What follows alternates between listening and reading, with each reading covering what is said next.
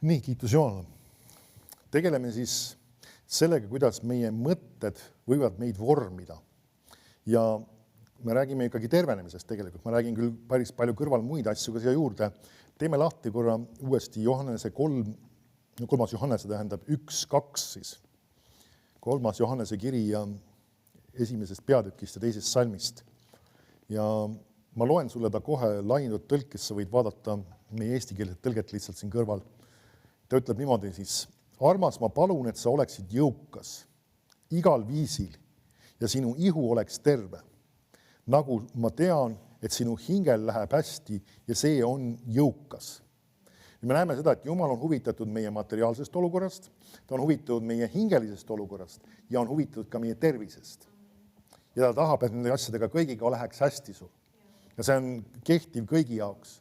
Nüüd see ei ole ainult üks tore kirja sissejuhatus ja me ei tohiks tegelikult Jumala sõnasse kunagi niimoodi suhtuda, et see lihtsalt on mingi tore asi, lihtsalt öeldi midagi suvalist siia algusesse lihtsalt natuke. Piibel ei ole niimoodi kirjutatud. Inimestena me võime kirjutada üksteisele sükseid, ma ei ütle seda, et see peab olema nüüd pahatahtlikult, et me lihtsalt kirjutame viisakusest sükse alguse ja selle vaha midagi, eks ju. Aga siin ei ole see ainult viisakusest kirjutatud. See ei ole ilu pärast kirjutatud siia lihtsalt, et midagi tahaks toredat alguses ütelda.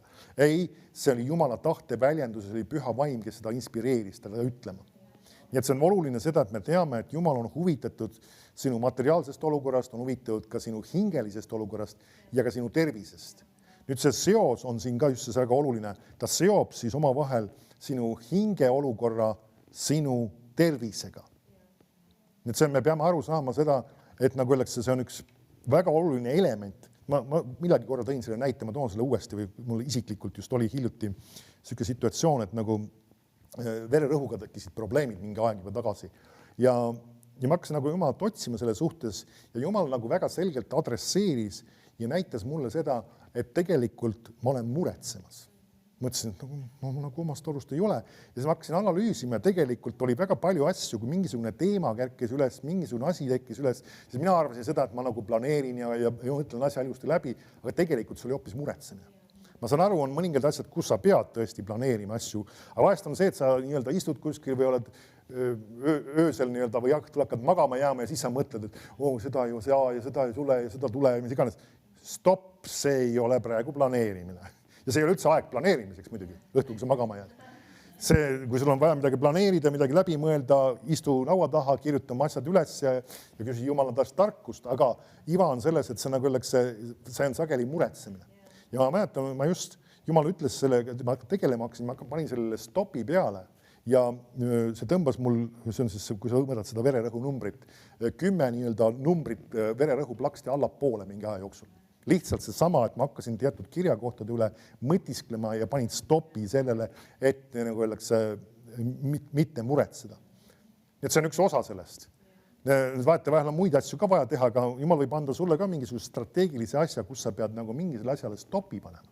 Ja teatud asjaga tegelema ja selle rahu enesesse ehitama ja vahest me mõtleme seda, ma olen seda muretsemise teemat ju küll uurinud ja lugenud ja kuulnud ja ma ju eriti ei ole suur muretseja, aga tegelikult, kui sa hakkad analüüsima, sa avastad, kuule, mis ma siin praegu teen, millega ma siin praegu tegelen, mis mu mõtetes praegu käib, see on muretsemine. Nii et selles mõttes see on tarkus. Nüüd üks teine asi on veel vaete vahel, kui sa märkad, et kuidas me hingelugu hea või sinu hing on jõukas, siis mis asjad jooksevad, mis mõtted jooksevad sinu mõttepeas päeva jooksul. Ja tänasel päeval tegelikult, ma tean, ma olen seda puudutanud, me igaüks peame sellega mingil kombel tegelema, on sotsiaalmeedia on väga tõsiselt inimeste mõttelaadi mõjutamas. Ja kui me oleme ausad, mitte midagi halba öelda nende inimeste kohta, kes sinna tahavad ka midagi oma arvamust avaldada, aga see ei ole alati see kõige olulisem asi, mida sul on vaja oma meeltes keerutada. Seal on, sest et mida see, ütleme, see, kes seda nii-öelda seda asja müüb sulle, tema tahab oma reklaami sulle sinna toppida, see on üks asi, mis ta sulle nina alla paneb sinna. Ja teine asi on see, mida inimesed siis arvavad. Ja ma olen ausad, me ei saa alati garanteerida, et need inimesed, kes seal neid asju kirjutavad, et nendel on kõige paremad ideed ja kõige paremad mõtted alati. Vahest mõni võib olla kibe ja mõni võib olla pahane, mõni võib olla seda ja teist kolmandat ütlemas ja sul ei ole võib-olla selle vaja kõike nii palju. Ja sellepärast on tark, nagu öeldakse, sellele panna kas mingisugused piirid või raamid. Ja ma tean, kui sa mäletad, sa oled mingi aja meie koguduses olnud, siis me kunagi tegime isegi sükest asja nagu sotsiaalmeedia paastu. See ei oleks üldse paha, kui Jumal annab sulle südamesse selle, mis see tähendab seda, et sa sõna otseses mõttes ei lähe sinna mingisuguse aja. Siis ma ei tea, sa ei jää millestki ilma. Meil on millalgi ükskord tegime televiisori lahti, mõtlesime, et hakkame mingit saadet asja kuskilt tagant välja. Ei mäleta, kuidas see puldi peale, kus need nupud oli, kus see järelvaatamine kõik käis. Ära unustanud juba. See ei tähenda seda, et me nagu öeldakse üldse, me vaatame televiisorit, me vaatame jutlusi sealt, me vaatame YouTube'ist jutlusi põhiliselt sealt iga päev tegelikult praktiliselt. Aga me ei kasuta seda nagu seda funktsiooni, et me isegi või mõelnud, et kas peaks äkki selle paketi üldse kinni panema. Aga me praegu ei ole seda teinud. Vahete vahel mõni üksik asi, see ei tähenda seda, et sa oled hirmsalt pattunud. See on meie isiklik valik olnud. Keegi ei pea seda järgi koppima tingimata. See on sinu isiklik otsus, mis sina teed selle koha pealt. Aga vaete vahel meil peame nagu oleks kontrollima seda, mis meie mõtlemisse jookseb kogu päeva jooksul selles suures nii-öelda laviinis. Ja või teine teema, kui ma selle tõin siin korra välja, on ka uudised. Ja nendel on väga suur võimekus inimeste mõtteid täita. Miks pärast Jeesus ütleb, et te kuulete sõdadest ja kuulete neid jutte sõdadest ja asjadest ja mis iganes. Ja siis ta ütleb sellega seoses, ärge ehmuge või mitmed tõlkid ütlevad, et ärge laske oma südamel nii-öelda olla hirmul ja kartuses selle pärast. Miks ta seda ütleb? Sest et me saame neid asju kuulma. Aga kui sa nendega ennast nagu väga pidevalt toidad, näiteks see oli tegelikult koroona ajal ka väga levinud, toome sinna sellesse perioodi tagasi lähme. Väga levinud asi, kus inimestel meeldis lausa eriti alguses neid uudiseid, nagu öeldakse, mitmeid kordi päevas vaadata. Kus loeti, mida loeti, jälle neid numbreid. Ja nagu tegelikult kogu see asi oli tegelikult, ma ei hakka sinna minema detailidesse, aga see kogu see asi oli tegelikult üle võimendatud ja osalt see oli teadlikult isegi planeeritud mõnes mõttes, et inimesi viia hirmu alla. Ja kui sa viid inimesi hirmu alla, siis sa saad neid panema ka teatud otsuseid ja asju tegema. Ja et selles mõttes vahest see asi on, ja see oli mingil hetkel kogu selle koroonaperioodi sees, me saime sellele asjale pihta ja panime selle lihtsalt enda jaoks kinni ja lõpetasime lihtsalt selle vaatamise just selles samas perioodis. Miks pärast me saime aru, et teatud hirmufooni ehitatakse inimestesse kogu aeg. Ja see ei ole midagi sellist, see ei anna sulle usku, et püsida tervena, see ei anna sulle õigeid tarkust valikute puhul, mis sa pead tegema ühtepidi või teistpidi. Et see on selles mõttes, see on väga oluline, et me peame vahest kontrollima seda, mis läheb meie mõtlemisse. Ja me peame aru saama, see läheb kuulmise kaudu, see läheb ka lugemise kaudu, see läheb ka nii-öelda vaatamise kaudu ja tänasel päeval, ütleme, kogu see asi on hoopis teistsugusesse pilti kaldunud, ütleme, mingid ajad tagasi, ütleme, kunagi oli raadio, oli väga selline domineeriv asi, mida kuulati. Tänasel päeval see ei ole enam nii palju.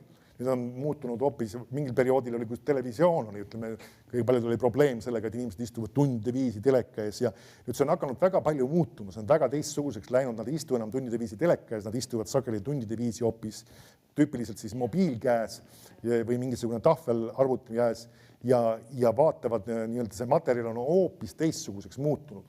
Ja see on muutnud ka inimesed sageli sükses, et nad on võimelised väga lühidalt asju, nagu öeldakse, haakima.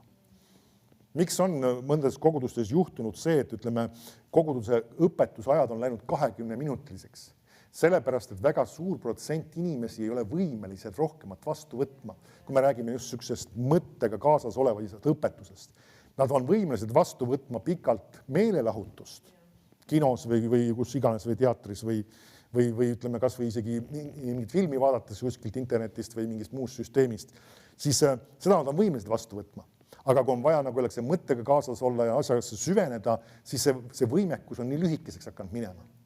Ja see, et nagu isegi kui me teeme siin neid usu TV saated, siis me oleme ka sageli teinud nad pooletunnisteks, sest me teame, et sageli inimesed ei ole millegipärast valmis vaatama tunniajalist järjest saadet.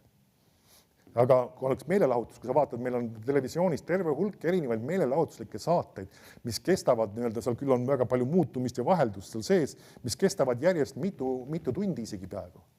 Mingisugused süksed nii-öelda vestlussaated ja asjad, kus seal on keegi on külas ja saad aru, uus külaline, uus jutt jälle, saad aru, pidev vaheldumine ja fun ja vahepeal muusikat ja asju tehakse ja sellised asjad kestavad sageli päris pikalt. Ja nüüd koguduses me ei hakka seda tegema niimoodi, ilmselgelt. Et teeme ka nii-öelda uus külaline ja laulame vahepeal ühe laulu või külalis laulab ja mis iganes. Ja kõige kurvem on see, et ma olen näinud isegi koguduse, kes teevad niimoodi. Täiesti eksisteerib sükseid, kes on teinud, nagu öeldakse, koguduse koosolekust nagu ühe show etenduse, kus nagu öeldakse, istuvad 2 tükki ilusti siis kuskil mingisuguse paari puki taga, mis iganes las olla seal. Aga ja erinevad asjad, nüüd ma ei ütle seda, et sellist kantslit ei kasuta, kui kellelegi meeldib sellest olla. See ei ole katastroof, aga inimesed tõesti on tehtud koguduse koosolekust show ja meelelahutuslik asi, sest et inimesed on sellega nii ära harrinud. Aga me peame olema võimelised ennast kontsentreerima Jumala sõnale ja aru saama, et see on hea ja see on väärtuslik, see on oluline. See, et kui on vaja seda rääkida tund aega, kui on vaja seda isegi 1,5 tundi, ma tean, meil on olnud isegi, mäletan, ükskord ma avastasin ka, kui ma jutluse lõpetasin ja Jonatanist ütles ka mulle pärast, seekord oli 2 tundi ja oligi tõesti, 2 tundi oli pikk õpetus. Nüüd see nõuab pingutust ja me oleme seda treeninud siin tegelikult. Ma tean, me ei ole kogu aeg ja me ei ole seda enamasti planeeritud. Ma ei tee 2 tundi planeeritult. Vahet vahel, nagu öeldakse, juhtub. Mitte päris juhtub, aga ma usun, et see on põhjusega ja me peame võimelised ammutama Jumala käest ja kui me vaatame, aposttegudes olid ka, meil on näiteid sellest, et koosolekud olid pikad. Nii pikad, et üks jäi magama ja kukkus aknast alla. Või kui siis vaatad Ananias ja Safira loo keskel, me näeme seda, et nagu öeldakse, üks tuleb sisse, kukub surnult maha ja 3 tunni pärast tuleb teine ja koosolek oli sinnamaani kestnud ja kukub seega surnult maha ja maetakse ka maha ja koosolek läheb edasi. Nii et me näeme seda, et see tegelikult oli järelikult ka väga pikk koosolek. Ma ise olen kunagi olnud ekstra pikkadel koosolekul pastor Ronnie Howard Browni koguduses ja seal oli 5 tundi oli koosolek pikk. Nii et see on ka süke omaette asi, aga see nõuab vahet vahel meil pingutust, et olla kaasas selle asjaga. Ja me peame muidugi teadma, et kus see õige mõõt on, muidugi me ei pea iga hinna eest otsima. Aga vaatame ja lähme nüüd 1. Moosese 6.5. Ma räägin sellest, et mõtted vormivad meid. Nad on võimelised meid kujundama. Ja 1. Moosese 6.5 ütleb niimoodi, nüüd see jääb ajaliselt just ennem seda, kui tuli see veeuputus ja kui Noa sai selle laeva valmis ehitas. Ja me näeme, siin on üks huvitav kirjeldus, mida Jumal ütleb või mida Jumala kohta on nagu öeldud. 1. Moosese 6.5. Kui Jehova nägi, et inimese kurjus maa peal oli suur. Nüüd paned tähele, mis oli, kurjus oli suur, aga miks pärast? Ja kõik ta südame mõtlemised iga päev üksnes kurjad. Siis Jehova kahetses, et ta inimesi oli teinud maa peale ja ta süda valutas. Nüüd see on väga huvitavas sõnastuses kirjutatud, aga me näeme seda, et tegelikult et tema ütleb just, et kurjus maa peal oli suur. Millest ta räägib? See tähendab, et inimeste elustiil, käitumine ja asjad olid väga kurjad. Eks need olid Jumala standarditele vastuolus ja nad elasid nii-öelda valesti. Ja kui me vaatame isegi tagasi tegelikult nüüd Soodom ja Gomorra jääb, ma praegu läbi mõelnud seda, pärast, eks ju, seda uputuse perioodi hiljem ja me näeme tegelikult, et kui ta kirjeldab seda Soodomat ja Gomorrat või teda, see oli siis Soodoma linna, siis see, mis seal toimus, see roppus ja see elustiil ja see rüvetus, mis seal oli juba, see oli väga nii-öelda kõrgele arenenud halvas mõttes, ei olnud saa kõrgele, oli madalane arenenud tegelikult. Aga me näeme seda, et see kõik oli ja näeme, et siin oli ka midagi sarnast, ta ei kirjelda seda detailselt lahti, mis see oli. Ja ta ütleb, et kurjus oli maa peal suur. Järelikult seal pidi olema midagi väga sarnast või kes teab, mis seal oli. Aga nüüd see põhjus, mis on see põhjus? Ta ütleb, et kõik ta südame mõtlemised olid iga päev üksnes kurjad. Nii et siis me saame aru sellest kirjeldusest Noa ja arvates siis ka tema perekond, kes tema kaasa oli arvatud, nende mõtlemised olid korras nii-öelda Jumala asjade suhtes. Ja kogu ülejäänud ühiskond, ütleme inimesed, kes olid maa peal, need olid kõigil jumalatud ja väga valed mõtted. Ja sellepärast nad elasid ka sellisel viisil. Me näeme, kuidas siin on üks seos, inimeste mõtlemine ja see, kuidas nad elavad. Ja see, kui me lähme natuke teistesse teemadesse, see ei paha. Kui sa mõtled tagasi, kui sa oled, ütleme, ikkagi olnud juba kauem nii-öelda siin maa peal elanud ja tead otsaga ikkagi seda nimetatud nõukogude aega, mitte et ma üritan nagu kiita seda aega, midagi taolist. Seal olid ilmselt väga tõsised probleemid. Aga kui me vaatame seda, kui Eesti sai vabaks ja kuidas siis olid teatud hoiakud ja suhtumised ja standardid inimestel, mis puudutab, ütleme, kui räägime abielust ja mis puudutab isegi Jumala asju ja ütleme üldse ka koguduse või kiriku hindamist ja ütleme sellised erinevad asju. Mitmed sellised standardid olid väga kõrges kohas tegelikult. See, et isegi meie presidendid käisid, nagu öeldakse, hea meelega nii-öelda Jumala teenistusel ja pidasid seda väga oluliseks ja tähtsaks ja vajalikuks, kuni meil oli ühes situatsioonis üks president, kes lausa peaaegu keeldus sellest ja me näeme, kuidas asjad nagu oleks mandus. Nüüd see on väike asi, me ei räägi ainult ühest presidendist, aga lihtsalt me näeme, kuidas teatud erinevad elemendid, ka juhid on muutunud, suhtumisel on muutunud. Kes oleks rääkinud meil näiteks Eesti Vabariigi alguses, kui Eesti Vabariik sai loodud, ja keegi oleks hakanud rääkima üksteist eest, et kuule, paneme nii-öelda homoabielu, et kuule, teeme selle võimalikuks. Kõik oleks öelnud, kuulge, lõpetage ära, mis absurd see, süke nagu imelikuks olete muutunud ja keegi ei oleks seda. Aga kuidas me oleme täna sellesse kohta jõudnud, on toimunud üks paha sõna küll ajuloputus, mille kaudu meedia, kõigi asjade kaudu, see, et nagu öeldakse, kõige selle meedia, kõigi nende asjade kaudu pannakse sulle kogu aeg teatud asju nina alla. Okei, ma toon sellise väga päeva teema kohase asja. Eurovisioon. Miks seal on kogu aeg seal teatud tüüpi inimeste protsent nii kõrge? Ma räägin siis elamuses, siis kas lesbi ja gei on seal tegelikult, kui sa vaatad neid lava peal ja mis nad välja näevad ja siis kui öeldakse, me ei tea täpselt ja seal on pidevalt neid kogu aeg läbi jooksnud. Ja iga kord on üks või kaks või kes teab, mis iganes asi ta siis parasjagu on siis mees või naine või kes ta on. Ja sa võid näha, kuidas mehed on ära meigitud ja on tehtud igast trikke ja asju ja kannavad naiselikke riideid ja naiselikke kõrvarõngaid ja asju ja mis iganes ja samas sa saad aru, midagi on seal paigast ära. Ja mis toimub? Ja inimesed vaatavad seda ja naudivad seda ja peavad seda põnevaks ja toredaks, aga samas tegelikult, mida neile söödetakse sisse, seda mõttelaadi. Seda, et pidada seda nagu normaalseks ja pidada seda asjaks, et me peame, see ei tähenda, et me peaks neid inimesi vihkama. Me peame neid armastama ja Jumalal on nende jaoks lahendused pakkuda ja tahab neid tõmmata sellest elustiilist välja. Ja see on võimalik muutuda, mismoodi mõtlemine tuleb muuta. Aga nüüd see sama ongi toimunud, et toimub ühiskonnas just sükene nende asjade ette panemine. See, et nagu oleks see, kui me oleksime Eesti Vabariigi alguses rääkinud, keegi oleks näidanud kahte suudlevat meest oma vahel, tänasel päeval võib-olla võib sükest asju juba näha meie kuskil televisioonid, ma ei ole vaadanud ükselt asju, ma ei vaata neid, aga see, nagu oleks see, tol hetkel oleks kõik jälestusega seda öelnud selle kohta, tänasel päeval on juba inimesi ütlevad, nad on kahjuks, inimesed tahavad ka oma elu elada ja nüüd see ei tähenda seda, et me peame neid vihkama, jaa, see ei ole see, meil peab olema üks õige hoiak selle asja suhtes, aga sellegi poolest me ei saa nagu teatud standardid omaks võtta. Või kus tänasel päeval on kogudused, kes on, ma võin tegelikult kasutada nimesid, minu mõnest see on väga õige ja julge minu mõnest. Eesti metodisti kirik astus ülemaailmsest metodisti liidust välja, sellepärast, et nad võtsid omaks nii-öelda homoabielu registreerimise ja nii-öelda pidasid seda õigeks. Ja nad lõikasid kõik suhted läbi ja lõpetasid suhted ära. Nad on tänasel päeval iseseisvad, ma ei oska öeldagi, kellega nad seotud täpselt on, aga ja see oli minu arust väga julge ja õige otsus, mis nad omal ajal tegid. Sellest natuke juba möödus juba.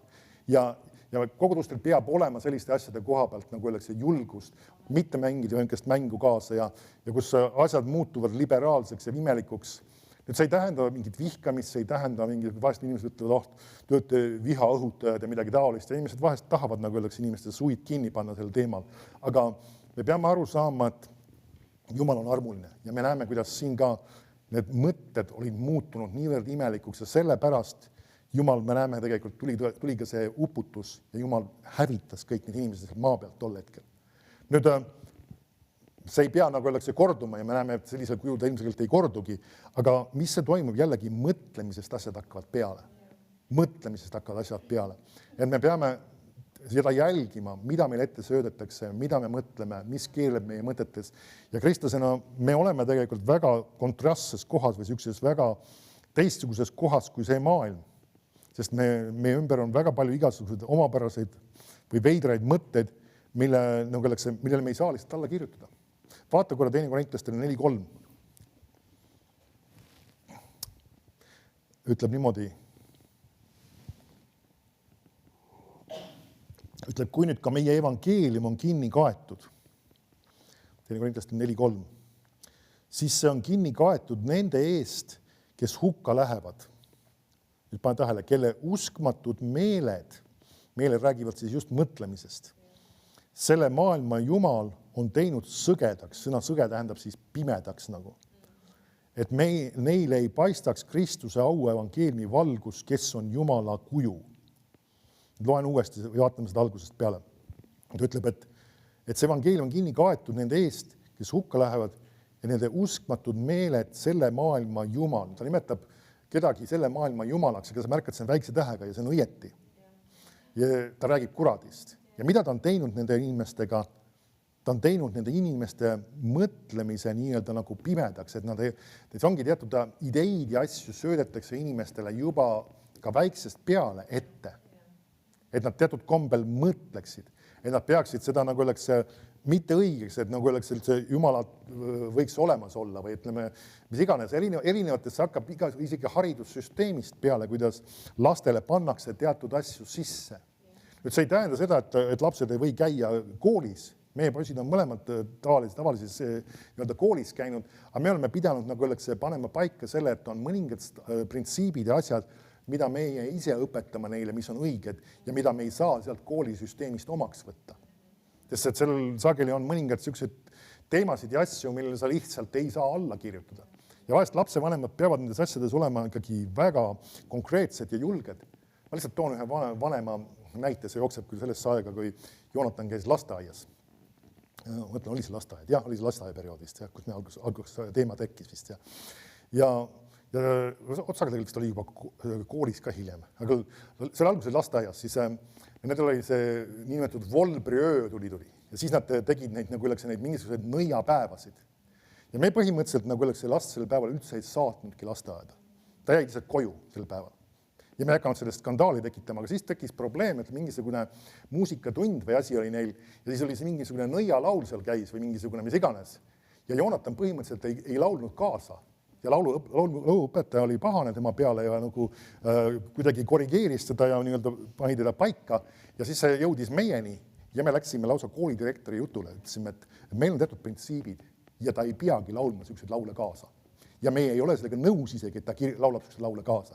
Ja siis nad nagu avastasid, nagu nad olid šokis, et nagu me nii konkreetseks selle asjaga muutusime. Vahest me peame asjad paika panema. Ja me ütlesime väga selgelt ka, et me ei osale nendel sündmustel, kui te teete neid asju. Sest et, ja me teeme ühe väga karmid võrdpildid. Ma mäletan, kui mina pidin ennast tagasi hoidma, ma olen vahest sükest situatsioonis väga konkreetne.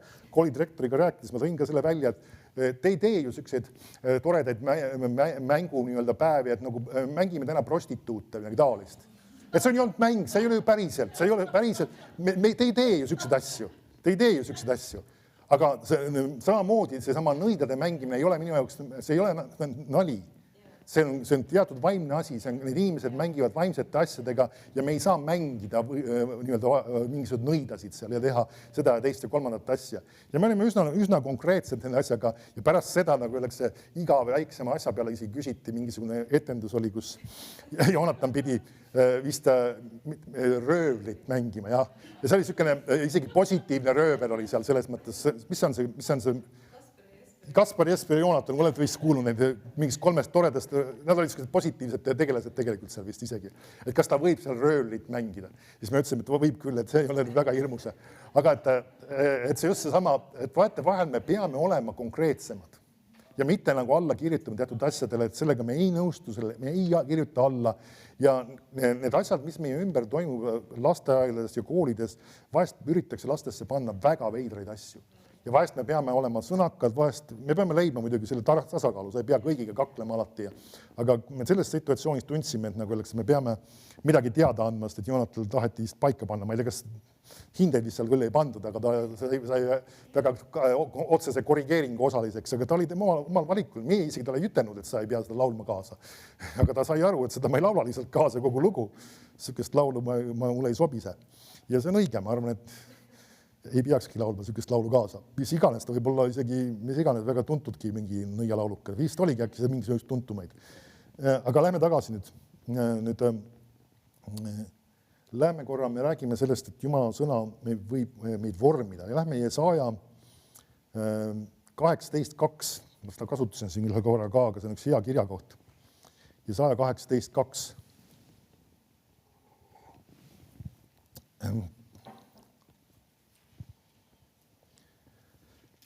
Jeremiia 18.2. Ütlesin valesti või? Jeremiia on ikka. Jeremiia 18.2, mitte Jesaja. Ja siin öeldakse talle niimoodi, et tõuse ja mine alla Potissepa kotta ja ma annan seal sulle kuulda oma sõnu. Nüüd Potissepp ei ole mitte Potsepp, eks sa tead, see on siis see, kes anumaid savist teeb. Siis ma läksin alla Potissepa kotta ja vaata, ta tegi tööd potikedra juures. Ja kui astja, mida ta savist tegi Potissepa käes rikki läks, ehk siis läks midagi katki seal nii-öelda, siis ta tegi sellest jälle teise astja, nagu Potissepa silmis õigem näis olevat teha. Siis tuli mulle Jehova sõna ja ta ütles, kas mina ei või teiega teha nõnda, nagu see Potissepp? Oh, Iisraeli sugu, ütleb Jehova, vaate otsa, kus savi Potissepa käes, nõnda olete teie minu käes Iisraeli sugu. Nüüd, sama aru, siin on üks võrdpilt, kui sa võtad selle, paned selle nagu piltlikult selle savi känaka sinna Potissepa selle, mis oli siis selle kedra vist peale, nagu Soome asjandus, põhimõtteliselt ta keerleb ringi ratast, eks ju. Ja siis ta hakkab seal kätega seda vormima ja tema käes on savi ja nüüd ta annab sellele vormi. Nüüd mismoodi Jumal meid vormib? Nende samade mõtetega, mis tema oma sõnast meile annab. Ja sellisel kombel ta kujundab meid selliseks, nagu ta tahab, nagu Piibel ütleb uues lepingus, et me oleksime Kristuse sarnased. Ja meie sarnasus ei ole mitte väline. Vahest mõned inimesed mõtlevad, ma tahan ka Jeesuse moodi olla, et panen sandaalid jalga ja kasvatan pikad juuksed. Ja nüüd kogu see pika juukse teema on üldse sükke asi. Olgu sellega, kuidas on, ma ei tea, kuidas see traditsionaalselt oli see pikk juuks või ei olnud pikk juuks, aga Piibel ei kirjelda seda meile. Me peame jääma Piibli juurde, mitte minema traditsiooni juurde. Võimalik, et olid, ma ei tea, aga just seesama, et nagu öeldakse, Piibel ei kirjelda tema välimust. Meil on üsna vähe tema välimusest teada, meil on mõningaid detaile tema riietusest natukene teada, kui selle koha peal, kui need sõdurid seda jagasid, kui nad ta risti löödi, aga muidu me ei tea tema välimusest eriti. Nüüd seesama mõtted kujundavad meid Kristuses sarnaseks. Mis see tähendab? See tähendab seda, et samamoodi nagu tema armastas, ka meie armastame. Samamoodi nagu tema andestas, meie andestame. Samamoodi nagu tema uskus, meie usume. Et samad mõtted, mis tema sõnast tulevad, meid annavad meile kuju. Tähendab selles mõttes just, mismoodi me elame, mismoodi me käitume ja meie sarnasus on selles samas meie elustiilis näha. Ja see hakkab nendest mõtetest peale. Ja see ongi see, kuidas Jumal meid vormib. Paneb meile õiged mõtted ja nüüd ta kujundab meid selliseks õigeks. Ja vahest mõned inimesed mõtlevad ka, et nagu kas mina olen Jumala käes nagu savi ja nende mõtete kaudu sa oled tegelikult. Ja sellepärast ta annab, sellepärast sulle seda sõna on vaja lugeda, sellepärast sulle seda uurida on vaja, sellepärast sellesse süveneda on vaja, et see võiks sind vormida. Ja see sama, kui me räägime nüüd uuesti tervenemisest jällegi, siis et see võiks sind ka terveks teha. See sama, et sa võtad need õiged mõtted. See oluline element on ka üks asi, me oleme rääkinud vahest Jumala sõna tunnistamisest, me oleme rääkinud Jumala sõnaga lugemisest, aga just see sama on ka Jumala sõna üle mõtisklemine. See, et sa võtad selle Jumala sõna, need tervenemise kirjakohad ja hakkad neid mõtisklema ja lased sellel vormida enese seda, et tõepoolest võttis ta enese peale minu haigused. Ja sa mõtisled sellega ja see vormib sinusse selle, et sina ei ole mitte see, kes üritab kuidagi terveks saada, vaid see tervenemine on sinu oma. Ja sa hakkad nägema ennast tervena, sa hakkad nägema ennast vabana, sa hakkad nägema ennast selle kõigega koos ja mitte koos selle haigusega ja selle probleemiga. Ja vahest inimesed ongi see, kristlastele see probleem, et nad näevad ennast kogu aeg sellena, kes on kogu aeg haige ja kes üritab kuidagi Jumala käest seda tervenemist saada, aga tegelikult sa pead nägema ennast tervena Jeesus Kristuses, kes on juba saanud selle. Ja see ei ole mitte ettekujutus, vaid sa lased Jumala sõnal ennast vormida selliseks ja mõista, et see tervenemine sul on kingitud. Ja need samad mõtted hakkavadki just sellest samast peale.